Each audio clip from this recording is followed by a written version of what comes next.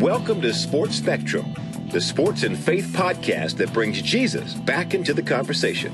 Here's your host, Jason Romano. This episode of the Sports Spectrum podcast with Jeff Saturday, six-time Pro Bowl center and Super Bowl champion with the Indianapolis Colts, is brought to you by Compassion International, compassion.com/sportspectrum. That's the website to go to sponsor a child in Jesus' name. Over 150,000 children have chosen to follow Christ in the last year alone because of the great work being done by Compassion International. Every child is being discipled in the Word of God, and your $38 a month provides food, education, medical care, and vocational training. And like I said, it's all done in the name of Jesus. You will never regret $38 a month to the most trusted child development ministry in the world, Compassion International. Go to compassion.com/sportspectrum for $38 a month. You can release a child from poverty, sponsoring them in Jesus' name. Today's guest on the podcast, six-time Pro Bowl center Jeff Saturday, joins us here on the show. Of course, Jeff is now an ESPN NFL analyst, and he's also the head coach for Hebron Christian Academy down in Georgia. He was named the head man there in January of 2017. So he's a high school football coach and an NFL analyst. He's also a dad. He's also a husband. And Jeff, of course, from the outside, is known for his time playing in the NFL. Came to the Colts in 1999, was undrafted in 98, coming out of North Carolina. He was signed with the Ravens, but then quickly waived. And in 99, he signed with Indianapolis. And he was there until 2011, 12 seasons with the Colts, and then finished out his career with the Green Bay Packers in 2012. Won a Super Bowl with the Colts, Super Bowl 41 back in 2006. The Tony Dungy, Peyton Manning led Colts, of course. He's a two-time first-team All-Pro and was named to the Colts Ring of Honor in 2015. Retired after the 2012 season, came to work with ESPN a few years later, and now can be seen on ESPN talking the NFL throughout all of their different programs that you can hear and watch every single day. And I was just grateful to do this interview with Jeff for a variety of reasons. One, I just knew about his faith. I got to know him pretty well when we worked together at ESPN, got to hear his testimony shared at a Bible study that we had at ESPN at one point during my time there. And so I was ready to talk to Jeff for a while, and I'm glad it worked out. And it was actually ironic because I went back to ESPN. It was the first time I had gone back into the studios in Bristol, Connecticut since I left there almost 2 years ago in February of 2017. It was the first time I walked back into those buildings since I left, and it was for this interview. So it was a little weird being in there doing an interview with an ESPN analyst and a former NFL player, but not working for ESPN. But I got to tell you, I walked out of there thinking, man, God got glorified, and certainly Jeff's story is fantastic. He's got a great testimony, and I can't wait for you to hear it here on the Sports Spectrum podcast. So let's get right to it. Jeff Saturday is our guest, six-time Pro Bowler here on Sports Spectrum. Take a listen.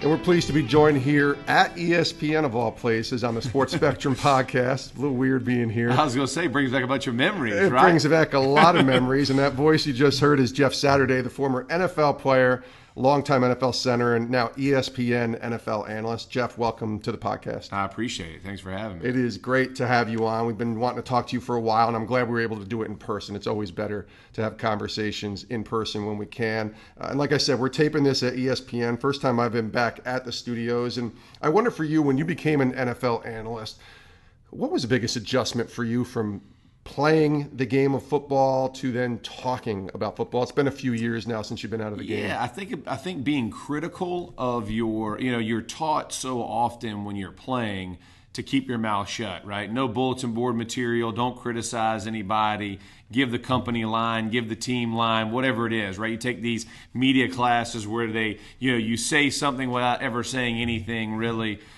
So being able to differentiate between being critical of someone's play and them as a person. And I think being okay that when I watch the film, here's what it's showing me. Missed blocks, missed assignments, errors or whatever, and just understanding that's part of the game. That's how games are won and lost, and that's what I'm pointing out. It has nothing to do with the guy. I may love the person, maybe a fantastic guy, that performance or that day or that particular play, it just didn't measure up. and it wasn't the standard they wanted to play at. And I think that's the hardest part for a former player, is being able to do that in a way that you feel is graceful, when it needs to be, and forthright when it needs to be. That's hard to do that when he's a friend of yours too, yes. especially early on, and it's guys that you played with, right? That's exactly right. Yeah, you're leaving the game, and most of the time, I left the game, and we were very successful. I'd play with Peyton Manning, I'd play with Aaron Rodgers, coached by some of the best, some Hall of Famers, played with Hall of Famers, and being able to sit down and say, hey, they're not playing good, or he's not doing what he should be doing, or the coach isn't calling it the way he should. That's never easy, man, because friendships. But honestly, every person that I've spoken to since I've been doing this has always said, man, I appreciate your honesty. I appreciate how you do it. You go about the job the right way. I very rarely ever get in anybody's personal life, and I think that's the part that I have made sure I stayed away from. Personal, teams that we used to have big rivalries with. Yeah, it's not there anymore, right? I don't play anymore. I still root for certain teams that I played for, but ultimately I want everybody to be successful, so I don't get caught up in too much of that. You're also coaching football right now. We talked a little bit about that before the interview started, and you're coaching high school football. Is it Hebron Christian Academy? Yeah, Hebron Christian Academy in Decula, Georgia. How's that going? It's awesome, man. Listen, I love it. I love to coach. I love the kids. We're a small school. It's a single A Christian school. We won our first playoff game in school history this year. Made it to Sweet 16, and we're on the up. We lost. 4 of the games we lost are still playing this next week, which means they're in the finals and then they were in the semi. So that says our program is moving up. We lost very close games, all by 1 scores. And so we're getting there, man. It's slow and steady, but I've really loved the progression of coaching.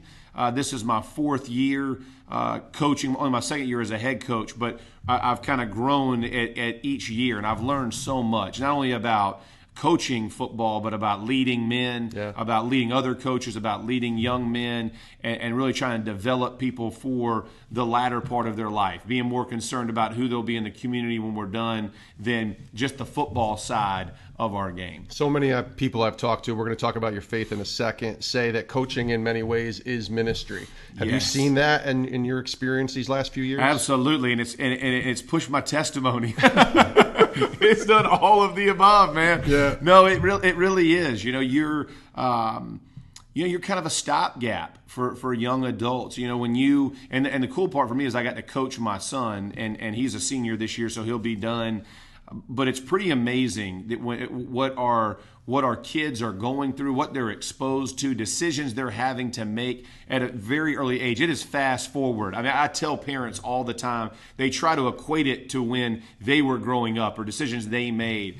But the pressure that our kids are under because of social media, because of the permanence of decisions, because of social media lasting, when college is looking at their Instagram pages or Snapchat or whatever it is. But I've really enjoyed the experience. We've been able to sit down and talk to them and say, hey, listen, this is a bad decision. It's not a life-altering decision, and I try to differentiate those. There's some you're going to make. They're going to be life-altering, good and bad, right? I've helped lead people to the Lord. I've watched guys walk away and make poor decisions, and you have to stand by and let them make their decisions. But I've been blessed and fortunate that it is a ministry. It's not just coaching. It's not just football. It's so much bigger, and I think that's why I love to do it so much. Talking to Jeff Saturday here on the Sports Spectrum podcast. You mentioned testimony and your faith, and I know it's important to you. We've had conversations about it even when I was still working here. Why don't you share with our audience what faith was like for you growing up and now where it is today, and also when you made Christ the Lord of your life? When did that take place? Yeah, no, absolutely. So I was raised by my mom, single parent family, and she was a strong believer. And when I say strong, I mean like an Abraham. Up at 4 a.m, praying before she goes to work, and just really tried to foster us into a relationship with Christ. I did not choose that. I went the other way throughout high school and honestly college. And when I didn't get drafted into the NFL, that was a tipping point for me in my life. And I remember being on the floor with my girlfriend at the time, who's now my wife, Karen, after the draft didn't go well. And I called my mom and just said, I can't believe this is happening to me. I don't understand it. I was a good college football player, had all kinds of, the arrows were all pointed. I was going to be an NFL player, and it just didn't work out. And I remember my mom saying, the Lord gave you a gift, and you just, you never reciprocated. You never sought Christ. And that's like a punch in the gut, right? I mean, you look for mom to give you some sympathy. She brought none of that. She just came right at you. She came right at me and just said, God's taken away what she believed at the time to be an idol. And, football ultimately brought me back to Christ. So I get a shot with the Indianapolis Colts. My former college roommate, Nate Hobgood-Chittick, went to Bill Polian and asked him to give me a shot. And Bill had been with the Panthers when I was at North Carolina in Chapel Hill, so he knew my college career. But he tells the story that his scouts talked him out of bringing me on, which we know Bill's not being talked out of many things. So I just think he didn't want me at the time. But when they bring me to Indianapolis, I meet Mark Thomas, who was a Super Bowl champion with the 49ers, and Tony McCoy, who was a defensive lineman for the Colts. Both now we're in Indianapolis, and Tony was a first-round draft pick out of the University of Florida. And they both invited me to Bible studies. And I had started searching a little bit for God when I was out of football for that year. I was working for an electric supply company in North Carolina and started kind of going to church. I had a guy sit me down when I was going to get married and say, hey, you need to go before the Lord and repent of the way you've lived. And I didn't really get it. I mean, I heard it, but I didn't really understand what it meant. And then when Tony and Mark really began to speak into my life, and they asked me, what do you want your legacy to be? And legacy meaning as a man, not even as a Christian, because I wasn't at the time. What do you want it to look like? Do you want it to be one of these guys you're going to play football with? And they told me, go in the locker room, sit down and look around, and then decide who you want to be. And that's what I did. I literally sat in the Colts locker room and looked at all the name tags, Hall of Famers, you name it. Yeah. And I decided, I don't want to be some of those stories. And I want to be somebody who stands for something greater than that. And I made the commitment to serve Christ at that point. And I remember I telling my wife, and you'll get a kick out of this. And I said, I'm going to Bible studies. And she kind of chuckled just knowing who I was. And she goes, I guess it beats the strip clubs, right? and so that was the beginning of my faith. So you could see on what side I was on before that. And it was a life-changing, I talked about it before with the kids, life-altering and life-defining moments. It was a life-defining moment. And there was no looking back. And my wife got saved shortly after, before we ever lived in the house together after we were married, because she was working in North Carolina and I was in Indianapolis. We both get saved, and we are still living for the Lord, man. Marriage is good. Family is good. Multiple people in our families have been saved through it. And God has just been so good, man, and just been so gracious to us. And we're just grateful for all the lives that have been changed and that we've been a part of helping impact. Tell me about your marriage a little bit and go into that time before you're saved and then after, and then even you getting saved before your wife. Yeah. And kind of just that little time. I don't know what the time frame was, but what that little time was of that, because I was the same way. I became a Christian. My wife was not. Right. And it was like 3 years until she started walking with the Lord. So there was a lot of difficult moments for me as a man of faith trying to walk through that, and yet my wife's not fully on board there yet. No, absolutely. So I told you the joke my wife hit with me, and when I started telling her, hey, I'm reading these books, I'm having these conversations with God, I'm really getting serious about this, she began, because when I first started doing it, she really wasn't about it. She thought it was going to be a phase. You're going to go through this, and then you'll come back to whoever you really are. And so I don't think she had buy-in. And then once she saw me really starting to live it out, we started having conversations. I sent her the same book, which was a discipleship book, and started talking to her on the phone about it. And I remember she came to a Bible study at Mark Thomas's house, and she's expecting, she gets all dolled up because she's going to be around NFL wives right for the first time, and we sit down, and Dave Jamerson was the pastor who was speaking that night in Mark's home. and he just talked about what a real testimony looked like, and what a real when someone turns from sin and turns towards Christ, what does real repentance look like? Yeah. And I see my wife, and she's bawling. And like, I'm embarrassed, right? I don't know any of these people, man. I've been here for, a week and a half, right? Yeah. And so I'm like, why are you crying? I'm like, what are you doing? Because I hadn't had like a full experience with God yet. So I hadn't been, I'm still kind of feeling my way through this mentally and kind of processing through. I knew I was heading this way, but I wasn't all in yet. You know what I mean? I was still, I'm feeling my way through some growth. And she's crying. I was like, what are you doing? And she's like, I don't know. She said, she goes, I feel like God is speaking to me right now. And she said, I don't have that testimony today, but when you come back in a year, I'll have one. And both of us from that point on, man, we started getting in the Word daily, praying together, and decided we were going to make this change. And so we literally were not believers when we were married. Now, we dated and were engaged when we weren't believers, but when we were married, we never lived a day in the house, or we lived one day in the house without being saved together. And so it has been an incredible journey for both of us in our faith individually, and then combined as a married couple, because now, when you go through, she knows all my warts, right? I mean, she's seen me. Yeah. And so, going back and rehashing things when you're having to kind of go through therapeutically, hey, what this looked like as a believer, where was I and what am I now? So it's been an awesome experience, man. As you mentioned, getting to the Colts, eventually that team has a ton of success really around the time you arrived, and certainly Peyton's there and everybody's doing wonderful. I like that you say that when I arrived. That's what I feel like. I feel like when I arrived, all of a sudden the team turned around. It had nothing to do with anybody else. That's exactly right. Clearly you, Jeff. Clearly. But a certain coach comes along in 2000, I believe it was 2002, Tony Dungy. Right. And we all know about Coach Dungy and the man of faith that he is and how outspoken he was about his faith. But personally for you, when a guy like that comes into the locker room, and you're now a man of faith too, what did that do for you both on the field, certainly from a coaching perspective, but off the field from becoming a better man, spiritually, all of that? Great question. So I was a believer for about 2 years or 18 months before they get there.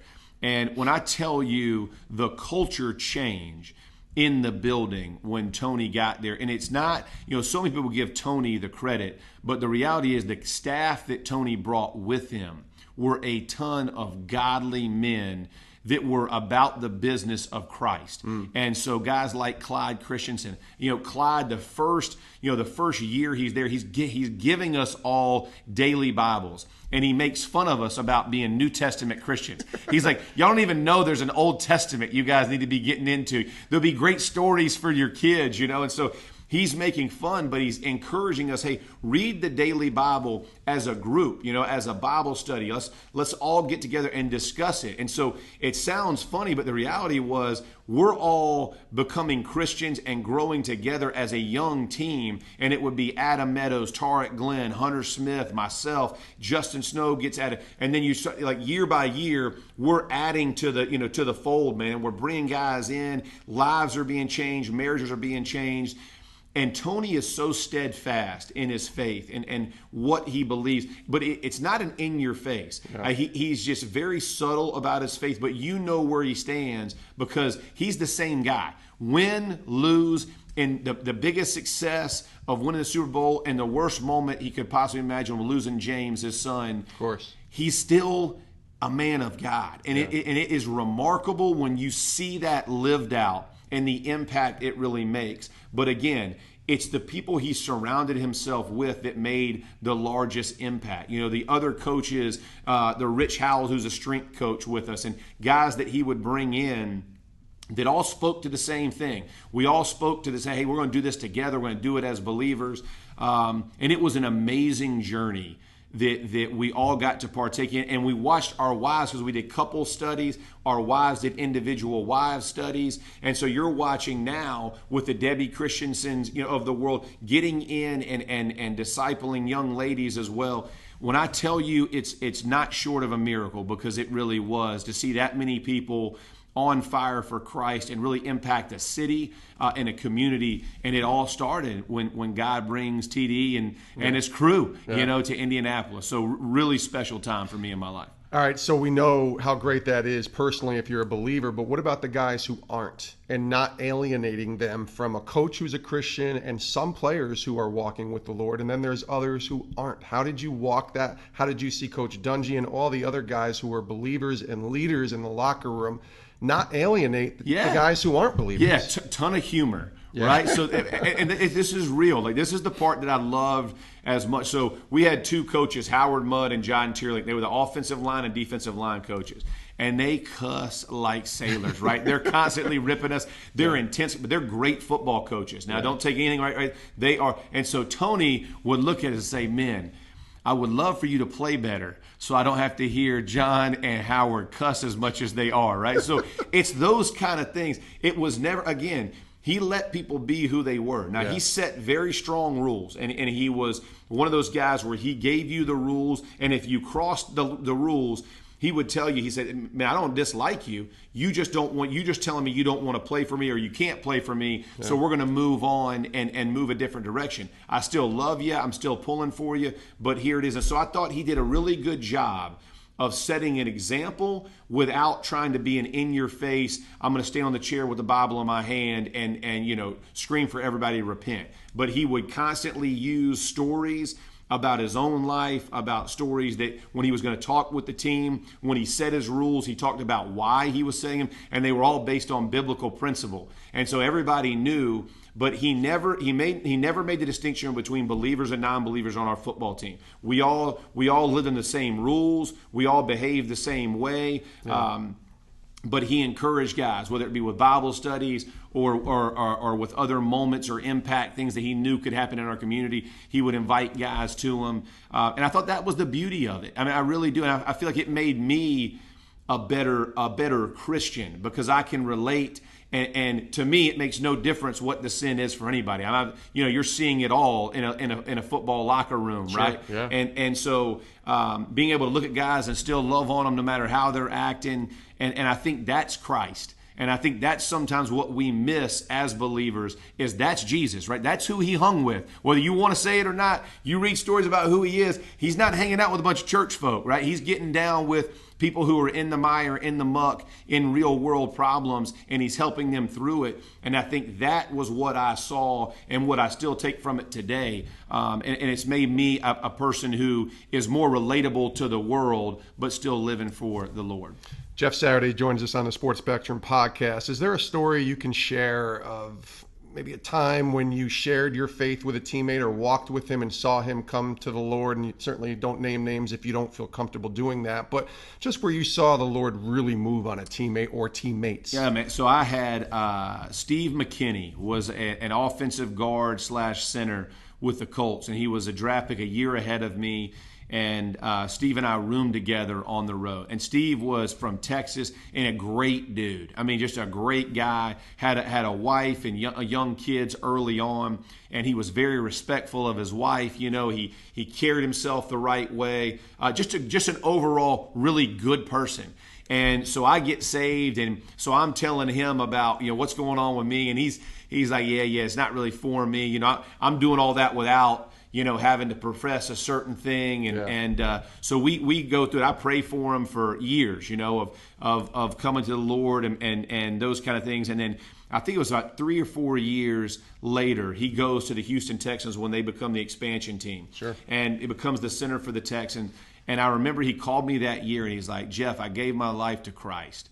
And I'm leading the Bible study in Houston." And it choked me up. Because that's a life, right? And not that I was only, because there was all kinds of guys. It's all kind of, but when you see God work in his time, and when I saw Steve become who he is and what he's still living for now, and that happened to me.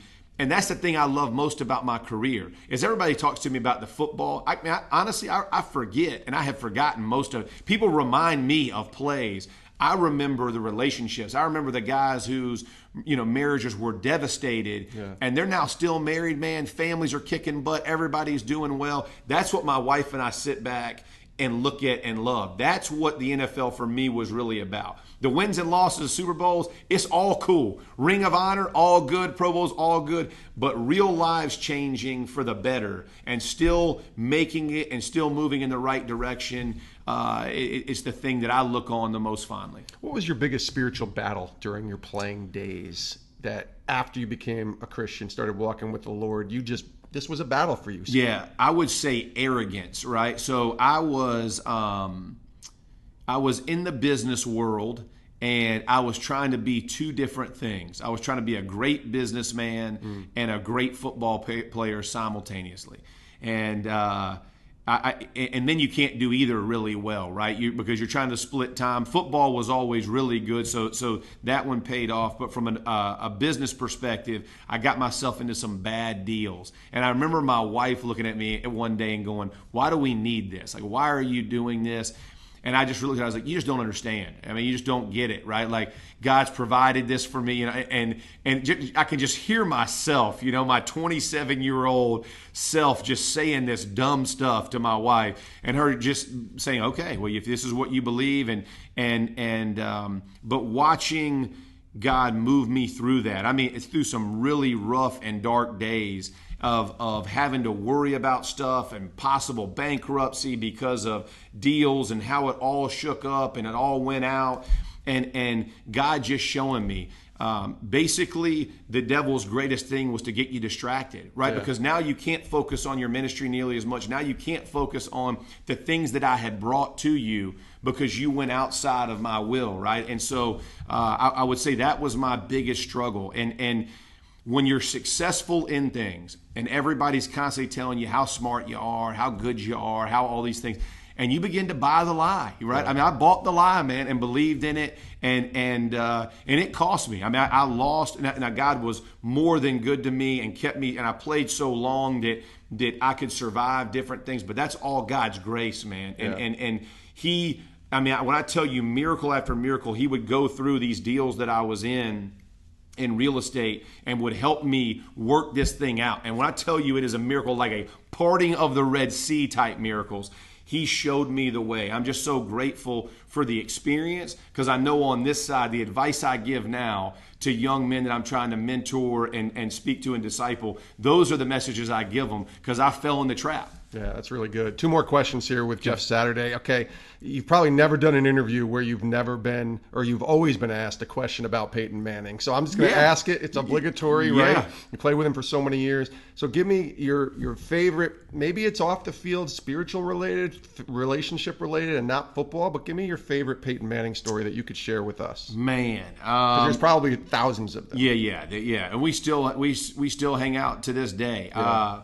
I would say off the field, he's extremely generous, and not generous in the way that people would think, right? Money. Right. He's generous in the things like he thinks about what would be really cool for that individual. So he got me on Augusta National, where they play the Masters. So I'm from Georgia, decent golfer, not a great golfer, but a decent golfer. Sure. And he gets me on, and he's like, "Hey man, we're gonna go play Augusta next week, or whatever it is." And he said, pack a tie, or, what, you got to wear a jacket at dinner. And he gives you this whole thing. And then he takes you through, you spend the night there. I played, I played 2 rounds, play the par 3 course. But the experience, and it's the experience, right, of doing it together, being about it. And you couldn't write me a check for it, right? Like, that experience, but that's the kind of guy that he is. He's very thoughtful with his friends on things that he knows you will appreciate. And the other thing I would say, this is probably a compliment to Archie, his father as well, but for someone who was blessed to be in that family, right? It's NFL royalty, for lack of a better term. Sure. He is a hard-working human being. This guy is going to outwork everybody he can, and there's something about that, because there wasn't a have to, right? And I think that's why it means so much to me, is that It's an internal motivation for him that he's going to be the best he can be at it. And I have so much respect for that, because people talk about leadership and what it really looks like. Well, here's what the leader does is he gets up and does it before everybody else. And that was Peyton, man. Whatever he asked me to do, I knew he had already done. And I respected that, and it's made me a better leader of people, because I see when people just want to point fingers and say, hey, go do this, there's not a lot of follow-up in that, right? But when people go, hey, come with me while I do this, now you get full buy-in. And those are probably the best things I can say about him. Last question. We ask this to all of our guests here on the podcast. Easy question, sometimes not an easy answer. What is God teaching you right now in this season of life where you are, a few years removed from playing? You've been coaching, you're working at ESPN, a dad, a husband. What are you learning from the Lord during this season of life?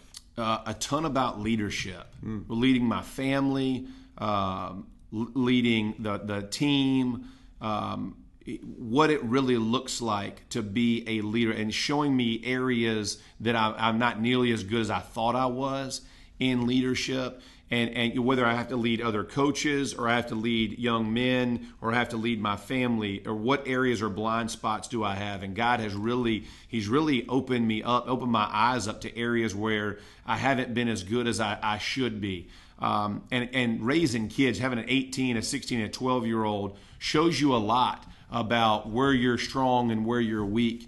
And I'm appreciative of it. And I'll tell you why I'm appreciative, because when I sit down and I look at my children's walk with Christ, and I look at my wife's walk with Christ, and I see areas where I'll watch them, I go, oh, yeah, I probably wouldn't do it quite that way. I go, actually, I probably did do it that way. Right. And that's why they're doing it that way. And God's going, hey, here's your sign. That's right. And so it's been really interesting to be shown that we're in an area where I go speak all around the country on leadership, and to companies, to businesses, to churches. And then for God to kind of in your own life show you areas of need of improvement has been pretty remarkable, man. And it's humbling, but I'm trying to take it and really grow. And I think the other part of that is you realize how far you have to go as a believer, how far I am from who I want to be. I'm not comparing him to Christ, right? But the Billy Graham, right? Sure. I mean, I mean, you think of a life a life well lived and what that looks like. And I think about Tony Dungy and Clyde Christensen and what those guys look like in 25 more years. That's where I want to look like. So how do I get there? And learning these lessons help you get there. And so that's the part that I've been, and I'm chasing it and working at it. But again, I fail daily. So I'm working hard at it. He is Jeff Saturday. It's been great to talk to you, Jeff, here on the podcast. 6-time Pro Bowler, Super Bowl champion, and just really appreciate you being here, man. Thanks for the encouragement, and we'll catch up again soon. Appreciate you, Jason. Thanks, man. Great stuff there from Jeff Saturday, 6-time Pro Bowler, 2-time first-team All-Pro, longtime center for the Indianapolis Colts, and now the Ring of Honor with the Indianapolis Colts in 2015. Great to have Jeff here on the podcast, and I really enjoyed talking with him, especially in person. Whenever we can do in-person interviews, they always turn out better. And just seeing Jeff and the energy that he has and the emotion that he has and sharing his testimony was really great. We will have video of this podcast on our YouTube channel, so you can go over to YouTube and check that out to see Jeff in person, if you will, as we tape this interview at the ESPN studios back in early December of 2018. So grateful to have Jeff here on the podcast. We are also grateful to Compassion International. You can follow us over at compassion.com/sportspectrum. If you go there, you can see all the children that are waiting to be sponsored. And your chance to make a difference in a child's life can happen with a click of a button. $38 a month, food, education, medical care, vocational training. That's what your money goes to in releasing a child from poverty. Over 1.8 million children around the world have been sponsored through Compassion International, and you can make that difference in a child's life by doing that yourself. Sponsor a child today. Go to compassion.com/sportspectrum, $38 a month. I promise you, you won't regret it.